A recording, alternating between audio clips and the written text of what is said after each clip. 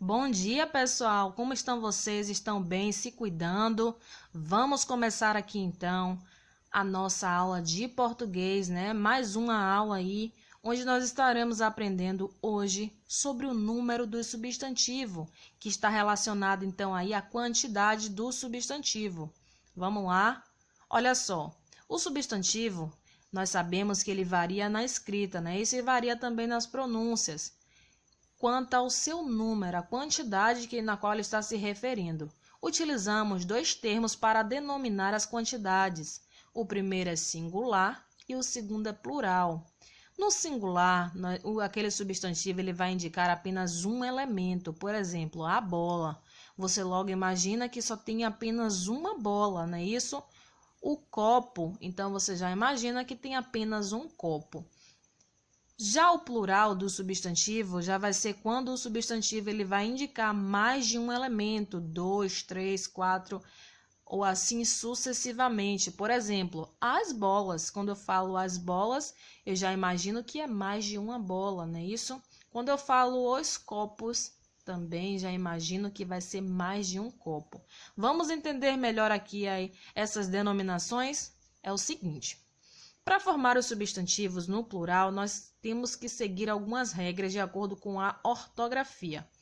Das regras que se aplicam aos substantivos, nós podemos iniciar aqui com essa aqui, que quando o substantivo ele é terminado em vogal, né, isso que é A, E, I, O e U, claro que vocês já conhecem, o que nós acrescentamos nele para que ele passe para o plural?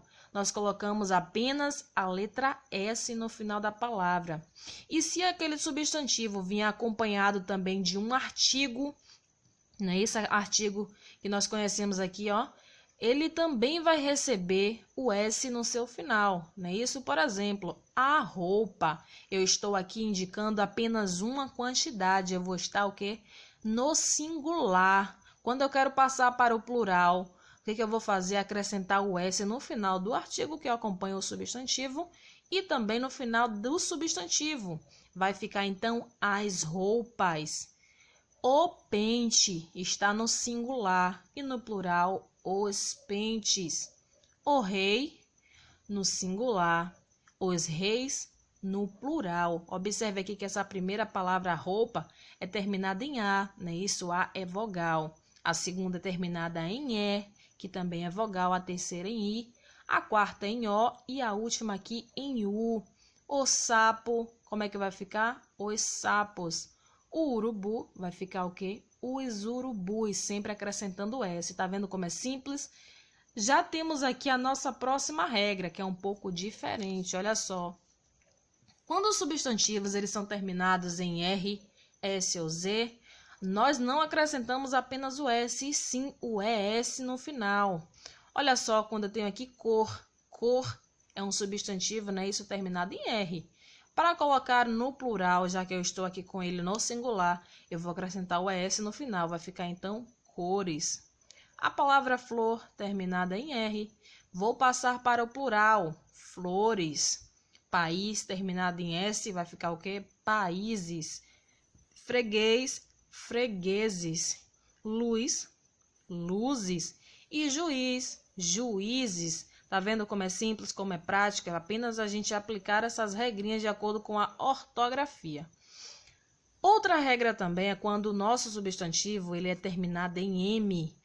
Para colocar ele no plural, o que é que nós sempre fazemos? Nós tiramos esse M e trocamos ele por NS. Olha só a palavra armazém. Quando eu vou colocar essa palavra armazém que está no singular, está indicando apenas uma quantidade, eu vou colocá-la no plural. Olha só, vai ficar armazéns. E na escrita não termina mais com M, e sim com NS. A mesma coisa na palavra jardim. Vai ficar jardins, terminado em NS. Homem, também vai ficar aqui, ó, homens. Assim também em viagem, que vai ser viagens, neném, que vai ser em nenéns, imagem, que vai virar o quê? Imagens. Olha outra regra aqui interessante. Quando os substantivos eles são terminados em AL, EL, IL, OL ou UL, nós vamos trocar esse L por IS. Tá vendo? É semelhante aqui a do M, que nós tiramos a última letra e substituindo por duas. Aqui nós vamos fazer a mesma coisa. Por exemplo, cristal. Eu sei que cristal está no singular, porque está me indicando apenas um elemento, não é isso? Para passar para o plural, para indicar mais de um elemento, eu vou tirar esse L e vou colocar o IS no final. Vai ficar então cristais. A mesma coisa na palavra coronel. Olha só, vai virar coronéis. Funil vai ficar como funis no plural. Sol no plural, sóis. Azul no plural vai virar então azuis. Lembrem direitinho dessa regra. Caso vocês tenham esquecido aí alguma, voltem nesse vídeo, assistam novamente para grudar na mente de vocês. Há um caso em especial dos substantivos, que são aqueles terminados em ão, que há aqui 3 formas variáveis de escrita, né, isso, e pronúncia desses substantivos quando são passados para o plural. Os substantivos terminados em ão, que no plural eles acabam sendo terminados em ãos. Eu trouxe aqui para vocês 3 exemplos, por isso que nós temos que prestar bastante atenção. A palavra mão, como é que nós falamos no plural? Mãos. Eu tenho uma mão. No plural, eu tenho 2 mãos. Não é isso? A palavra grão, o grão, singular. Os grãos, no plural. Órgão, um órgão ou 2 órgãos, sempre terminando em ãos. Já aqueles substantivos que são diferentes desse, também terminados em ão, porém, em seu plural, eles são modificados para ães. Olha só, a palavra cão, no plural fica cães. Pão, no plural vai ficar pães. Capitão, plural, capitães. Observem aqui atentamente. E há também aqueles substantivos que são terminados em ão, porém no seu plural eles vão terminar em ões, como limão, limões. Seção vai virar o quê? Seções. Feijão vai virar feijões. E há também aqui essa regrinha, quando os substantivos eles são terminados em S e X, tem uma única forma tanto para o plural quanto para o singular, ou seja, nós escrevemos do mesmo jeito, não é isso? Mas o que é que tem de diferente? Apenas o artigo que acompanha esse substantivo é que recebe o S no final, por isso nós teremos aí a ideia do plural. Por exemplo, o tórax, eu sei que é só um tórax, não é isso? Mas se eu pronunciar os tórax, já vou ter noção de mais de um. O pires vai ser o quê? Os pires. O atlas, os atlas. Então, meus amores, essas foram as regrinhas que eu trouxe para vocês de acordo com a nossa ortografia na flexão dos plurais, dos substantivos. Lembrando que todos os substantivos que estudamos aqui foram substantivos simples, ok? Vou deixar um recadinho importante para vocês aqui, que eu não posso deixar de comentar aqui, né, sobre o período que nós estamos enfrentando. E logo em seguida vamos continuar aqui a nossa aula, tá? Fique aí já já. Pessoal, olha só, estamos enfrentando aí uma pandemia, uma coisa séria, não é isso? A doença Covid-19 causada então pelo vírus coronavírus. E eu digo para vocês aqui como um aviso, como alguém que se preocupa, que prevenir é o melhor remédio, porque nós não temos vacina para essa doença, nós não temos aí um medicamento correto para que possa combater esse vírus, não é isso? E as orientações de prevenção são as mais importantes, porque cuidando de você, você também cuida de todos. Vamos continuar aqui a nossa aula? Beijo! Então, nesse intervalo aí, ficaram ligadinhos aí no que a Pro falou para vocês. É importante a gente estar sempre atento, se cuidando, porque não está fácil não. Vamos então entrar aqui na nossa aula de geografia, onde estaremos aí aprendendo sobre o trabalho no campo e na cidade e também sobre a pecuária. Vamos lá? Os municípios, né, que nós conhecemos como localidades, como cidades, eles têm uma área urbana, que nós chamamos de cidade, e tem uma área rural, chamada campo. As pessoas que vivem na cidade, elas se dedicam em geral a atividades comerciais, a indústrias, a lojas, comércios, serviços de telemarketing, lojas de roupa, né? Isso entre outras coisas. A cidade ela é considerada então a sede do município, é na cidade que ocorre ali todo o centro da economia, acontece todas as situações ali civis, entre outras coisas relacionadas então ao desenvolvimento da sociedade. Já no campo, as pessoas que vivem lá, elas se dedicam mais a atividades como a agricultura, a pecuária e o extrativismo, estão sempre ali ligadas à natureza, ligadas à terra, à produção e mexem sempre com as matérias-primas. E há aqui um trabalho muito importante. Tanto a cidade quanto o campo dependem um do outro. As atividades exercidas no campo e na cidade dependem uma das outras. Por quê? No campo, por exemplo, é necessário o uso de instrumentos e máquinas que são produzidos na maioria das vezes na cidade, não é isso? Como o trator, aquela máquina de irrigar ali, arar a terra, entre outras coisas. E na cidade, os produtos que são utilizados nas indústrias, em sua maioria, são produzidos no campo, como frutas, verduras, etc. Na cidade temos o que? Aquelas indústrias de enlatados, né? Isso às vezes aquele molho de tomate tão bom que a gente utiliza ali na nossa cozinha, não é? O molho de tomate, para ser processado, claro, passou pelas indústrias, mas de onde veio esse tomate? Veio do campo. O milho verde que nós já comemos enlatado, né? Isso todo ali debrulhado ali da sua espiga. O milho foi plantado aonde? No campo e veio para a cidade ser processado. Eu já falei para vocês que as pessoas que trabalham no campo estão ligadas mais ao que a natureza, a agricultura. E a agricultura é o cultivo de plantas para serem consumidas ou vendidas. Não é isso? As plantas na agricultura, elas são cuidadas de maneiras que possam ser utilizadas como alimento. Então, visa justamente isso, produzir a alimentação, produzir o sustento, não é isso? E existe várias formas de se cultivar as plantas. Uma delas é a monocultura, a outra é a policultura e o cultivo de subsistência. Todas essas técnicas aqui são utilizadas aonde? No campo. Vamos conhecer cada uma delas? Observe já essas imagens, tá vendo? A monocultura é o cultivo de apenas uma determinada espécie de vegetal. Vegetal, estamos se relacionando aqui à planta, não é isso? Pode ser apenas uma plantação de tomate, somente tomate naquela área.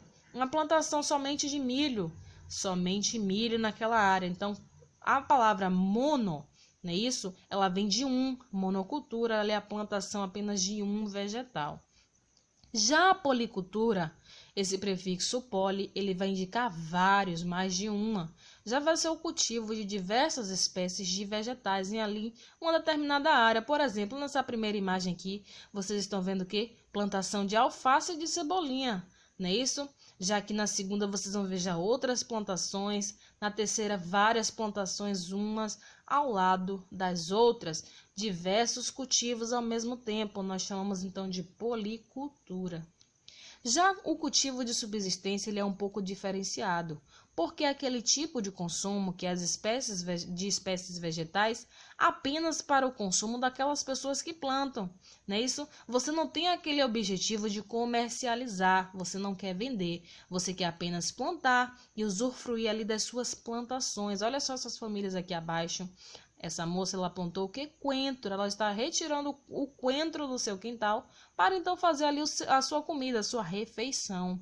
Nessa segunda imagem, olha só, essa família plantou ali então legumes, né? Isso, verduras para o seu próprio consumo.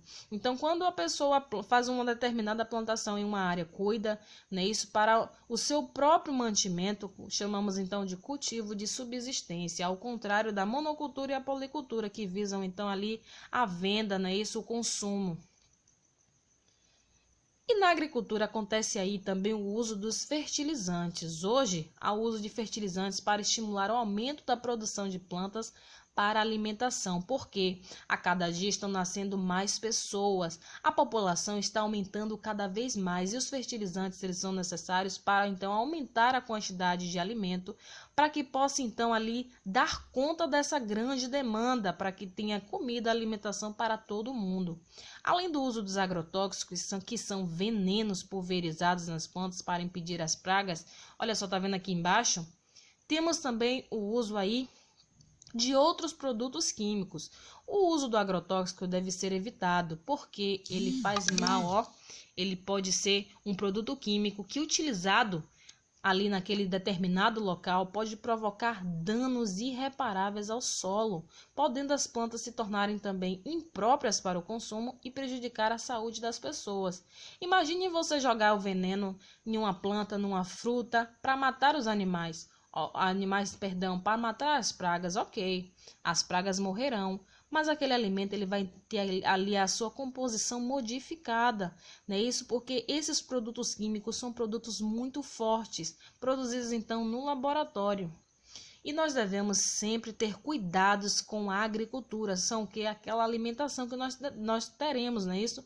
Na agricultura, a necessidade de tomar alguns cuidados para que as plantas estejam adequadas para o consumo e para que não ocorra o esgotamento também do solo, não só a preocupação com os alimentos, mas também com o solo na qual elas foram plantadas. E que tipo de cuidados? Olha só, plantar sementes sadias, né? Isso, somente aquelas sementes boas, respeitar o período de cultivo, não tirar muito antes, não tirar depois, adequar o vegetal ao clima da região. Claro que todos esses cuidados são tomados por pessoas que já vivem no campo, que já conhecem as práticas de agricultura, de plantio, né? Isso, não queimar o solo, que é uma técnica que é utilizada na maioria das vezes por indígenas, não é? Ajustar a quantidade de água nos vegetais, sempre estar regando as suas plantas, acompanhar a plantação junto a um agrônomo. Quem é um agrônomo? É aquela pessoa responsável ali pelos estudos, pelo conhecimento das plantas, pelo cuidado que devem ter, uma pessoa preparada, que conhece o mundo vegetal e vai então ali está fazendo análise, olhando se está bom, se não está bom, dando a sua opinião, não é isso? Baseado nos seus estudos. E também aplicar técnicas modernas e menos agressivas ao plantio. E vamos aprender sobre a pecuária. Você já deve ter uma noção sobre o que é pecuária, né? Com essa imagem que eu coloquei logo aí abaixo, várias cabeças de gado. Vamos lá. A pecuária também é praticada na zona rural. É uma atividade econômica lá do campo. E as atividades econômicas mais comuns é a agricultura e a pecuária. Sendo a pecuária aquela atividade econômica que envolve a criação de animais. Sempre quando nós estamos falando de criação de animais, estamos falando então de pecuária. Olha só, o que acontece com a criação desses animais? Nos fornece matéria-prima para a produção de muitos outros produtos. Vamos conhecer aqui então? Observe o cavalo, quando tem aqui a criação dos cavalos. Para que servem os cavalos? Eles nos fornecem o transporte e também o couro na produção ali de utensílios, né? De roupa, de objetos. E a vaca nos fornece o leite, o couro e também a sua carne. Já aqui o carneiro nos fornece a lã, o leite e a carne. E o porco, a carne e o couro, entre outros animais. É isso que é o caso também da galinha, que nos fornece tanto a carne quanto os ovos, não é? E tem também aqui diferentes tipos de criação de animais. Não é só criação de animais, é pecuária, não. A pecuária ela se divide em extensiva e intensiva. Na pecuária extensiva é aquela em que os animais são criados soltos em grandes áreas, geralmente se alimentando dos pastos, que é o caso das cabeças de gado, dos carneiros, do cavalo, não é? Já na pecuária intensiva é totalmente diferente, já vai ser aquela em que os animais são criados em pequenas áreas, confinados e se alimentando principalmente de ração, que é o caso ali do porco, né, isso, da galinha, entre outros animais. E as pessoas que cuidam desses animais, que decidem então criá-los, para produzir a matéria-prima que é fornecida aqui para nós aqui na cidade, recebem um nome, não é isso? Uma nomenclatura. Por exemplo, avicultores são pessoas que são criadores de aves. Já apicultores são os criadores de abelhas. Sericultores, criadores o quê? De animais que têm lã. Ranicultores, criadores de rãs, como a palavra já diz. Piscicultores são criadores de peixes, também tem reservatórios grandes de peixes, de criação de peixes, sabiam disso? Aqui em Valença nós não temos ali a maricultura, que é um criatório de camarão? Pois é, em outros lugares também tem a criação de peixes. E claro, nós devemos tomar alguns cuidados necessários, né, para a criação desses animais. Não devemos então criar esses animais à míngua. Então, o que essas pessoas que são responsáveis por ele precisam tomar Quais cuidados? Olha só, a higiene é fundamental. A vacinação em dias, sempre estar ali vacinando para não pegarem nenhum tipo de doença. A alimentação ali ser pontual, sempre estar alimentando bem aqueles animais, já que aqueles animais fornecerão, não é isso, para todo mundo, para a cidade, até mesmo para o campo, e também os remédios e o principal, a assistência veterinária. Então, meus amores, essa aqui foi a nossa aula. Descobrimos aqui um pouco mais, né, sobre a pecuária, sobre o trabalho no campo nessa aula de geografia. Vou deixar aqui mais um recadinho para vocês, não é? No intervalo aí que nós teremos sobre o coronavírus, tá? Caso vocês tenham alguma dúvida, podem estar perguntando para mim no PV, tá? Se quiserem, podem voltar esse vídeo, podem pausar esse vídeo, fazer alguma anotação, fica a critério de vocês, tá? Beijo, meus amores. Nesse rápido intervalo aqui que eu vim aqui conversar com vocês sobre mais uma medida de proteção contra o coronavírus, na verdade não é nenhuma medida, é um pedido, tá? Da PRO. Para a segurança de todos, fiquem em casa, tá, meus amores? Evitem estar saindo nas ruas, permaneçam em casa, não é isso? Caso precisem comprar algum alimento ou algum medicamento, vocês necessariamente precisam sair, não é isso? Mas utilizando sempre a sua máscara e o seu álcool em gel. Mas se for precisar fazer qualquer coisa que pode esperar, pode deixar para depois, então, por favor, deixem para depois e a sua segurança em primeiro lugar, tá bom? Então, meus amores, gostaram aí desse recadinho aí, né? Para a proteção do coronavírus, é sempre bom a gente ter mais conhecimento para se preparar para esse período, né? Essa pandemia. Vamos fazer aquela revisão de história. Lembra daquele assunto de ontem, da videoconferência sobre a independência da Bahia, que é comemorada no dia 2 de julho? Vamos aqui relembrar alguns pontos importantes sobre essa independência, né? E os acontecimentos para que ela fosse conquistada. Vamos lá.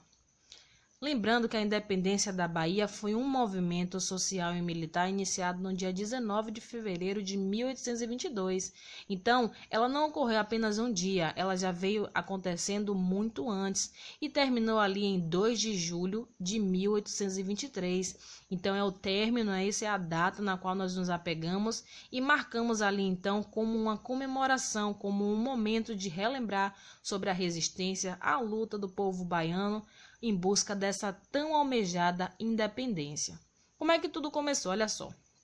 Nós sabemos que o Brasil, né, ele foi decretado oficialmente como independente de Portugal. Foi quem? D. Pedro I, na qual, né, nos ajudou a conquistar esse marco. Porém, depois do dia 7 de setembro de 1822, quando foi proclamada essa independência do Brasil, o que foi que aconteceu? Alguns membros da corte eles se recusavam a sair da Bahia, da coroa portuguesa, não é isso? Foi então que ocorreu a revolta pela emancipação do Estado em relação aos portugueses. Então, os moradores ali da cidade de Salvador não aceitaram aquele domínio. Já que o restante do país estava livre, eles também se consideravam livres, com direitos, né? Isso todos teriam os mesmos direitos. Então, por isso ocorreu aí essa revolta. E houve aí um confronto, né? Isso durante todo esse tempo aí. Por 2 vezes, os portugueses tentaram romper esse cerco, né? Isso, esse domínio que os integrantes da coroa portuguesa da corte ainda tinham sobre a Bahia. O que foi que aconteceu? No dia 8 de novembro de 1822, houve ali então a primeira luta, houve a primeira batalha. Aconteceu aonde? Ali em Pirajá, que fica logo ali a cerca de 10 quilômetros do centro de Salvador, faz parte também da Bahia. Então houve ali luta, houve morte, né? Isso, houve confronto, mas infelizmente os moradores da cidade de Salvador, eles não conseguiram vencer essa primeira batalha. O que foi que aconteceu? Dom Pedro I, vendo aquela luta, né, vendo todo aquele sacrifício dos moradores da cidade de Salvador, ele decidiu então ajudar, mandou então o general Pedro Labatut, que era um mercenário, né, francês, que inclusive foi contratado pelo próprio Dom Pedro para lutar em favor da independência do Brasil, muito antes, não é isso? Então, esse general, ele também reforçou ali as lutas em favor da independência do Brasil e também da independência da Bahia, juntamente com as tropas, né, baiana, com a brigada do Major José de Barros Falcão de Lacerda, o homem responsável ali pelas essas tropas. E foi composta então por 1.300 soldados que eram ali de Pernambuco. Houve essa primeira batalha, né? Isso, e também houve a segunda batalha, a segunda tentativa, aí portuguesa, né? Isso que se deu com um ataque à ilha de Itaparica em 7 de janeiro de 1823, e os moradores da cidade de Salvador sempre lutando, sempre resistindo pela sua terra, né? Isso, pelos seus direitos. E quando eles se viram derrotados novamente, o que foi que aconteceu? Então, eles se retiraram, foram então para o Recôncavo Baiano para se recompor. Eles foram então derrotados após de 3 dias de guerra, de conflito, de luta. Aí durante esse período aconteceu uma coisa muito importante, né? Isso, uma mulher, ela fez a total diferença e foi considerada então como a heroína da independência da Bahia. O nome dessa mulher era Maria Quitéria de Jesus. O que foi que Maria Quitéria de Jesus fez? Naquela época, as mulheres elas não podiam de maneira nenhuma ir para a guerra, né? Isso, elas tinham os afazeres dentro da casa, afazeres domésticos para cuidar das crianças, para cozinhar, entre outras coisas que nós já conhecemos, né? Isso que acontecia na história antigamente. Mas Maria Quitéria, ela não quis aceitar essa imposição, ela queria lutar na guerra, né? Isso juntamente com os soldados, defender a sua terra, conquistar também ali a independência juntamente com todo o povo brasileiro, todo o povo baiano. E o que foi que Maria Quitéria fez? Ela conseguiu sim lutar nas tropas, mas ela precisou se disfarçar de homem meses antes para poder lutar contra os portugueses nas batalhas. Ela cortou o seu cabelo, pegou então ali a roupa do seu cunhado ali emprestada, para assim então se disfarçar ali, se passar por homem. Ela chegou lá, se alistou, né, isso para a tropa voluntária do príncipe e foi aceita. Então ela pôde então ali entrar naquela guerra e lutar ali pelos direitos de todos os cidadãos. Ela partiu ali da cidade de Cachoeira no dia 25 de junho, em busca então dessa almejada independência. Mesmo com a sua família não aprovando, seu pai não aprovando, ela foi à luta. Ela teria participado de vários confrontos diretos, tendo se destacado nas batalhas de Pirajá e em Itaparica. Por ela ter se destacado, ela foi levada até mesmo para o Rio de Janeiro para se apresentar ali, né, isso, às autoridades. Ela foi uma pessoa muito importante, reconhecida pelo país inteiro. Quando os portugueses eles então tentavam romper aquele cerco que estava acontecendo em Salvador, né, esse todo aquele domínio da coroa portuguesa. Olha só essa imagem aqui do lado representativa de Maria Quitéria, com roupa de homem, né, isso, com cabelo cortado.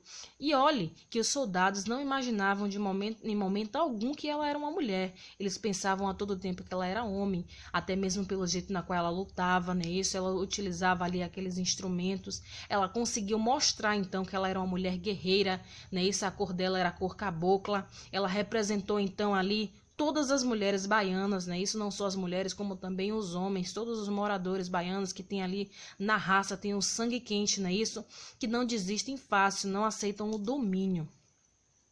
Então, na manhã do dia 2 de julho, o que foi que aconteceu? 2 de julho de 1823, aconteceu então a tão sonhada independência. Eles conseguiram conquistar, venceram ali as tropas portuguesas, finalmente, através de muita luta, através de muito sacrifício, persistência, né? Isso depois de quase 10 meses do grito do Ipiranga ali, que aconteceu ali oficialmente a independência do Brasil.